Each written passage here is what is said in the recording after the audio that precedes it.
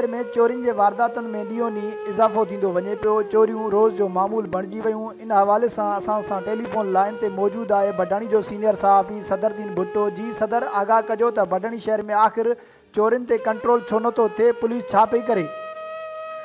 जी जाम आशिक़, मां तव्हांखे ॿुधाईंदो हलां त हिकु महीने अंदरि बडाणी में 3 मोटरसाइकिलनि जी चोरी थी वियूं आहिनि। गुज़रियल राति तक़रीबन शाम जो 7 वॻे शहरी अमन कमेटी जे चेयरमैन मोहम्मद अली डंगर जे घर ॿाहिरां बीठल 12 मॉडल सीधी मोटरसाइकिल चोर काए फरार थी विया। गुज़रियल महीने खां वठी बडाणी शहर में धड़ाधड़ चोरियुनि जूं वारदातूं थी रहियूं आहिनि। 3 मोटरसाइकिल ऐं 2 किराने जे दुकाननि मां चोरी थी वई आहे, पर इंतज़ामिया या पुलिस इन हवाले सां को ख़ासि क़दम नाहे खयो ऐं न ई वरी उन्हनि चोरियुनि जे पोयां वारी थी आहे। सिर्फ़ु वक़्ती तौर ते पुलिस नज़र ईंदी आहे, उनखां पोइ पुलिस गाइब थी वञे थी।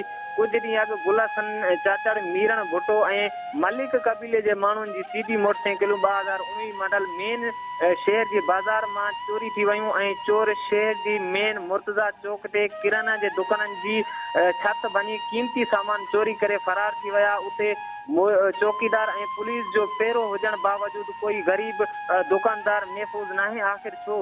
सवाल इहो पैदा थिए थो त चौकीदार ऐं पुलिस हूंदे दुकान तां चोरी कीअं थी? उनजो मतिलबु त पुलिस या चौकीदार चोरनि सां ॿिट बणियल आहिनि, या त उन राति चौकीदार ऐं पुलिस वारा ड्यूटी ते मौजूदु कोन हुआ। असीं ज़िला कश्मीर जे SSP सैयद असद राजा शाह खे अपील कंदासीं त बडाणी शहर में जेके बि चोरियूं थियूं आहिनि उहे रिकवर कराइनि ऐं शहरियुनि खे तहफ़ुज़ ॾिनो वञे। जी जाम, वॾी महिरबानी सदरुद्दीन भुट्टो तफ़सील खां आगाह करण जे लाइ।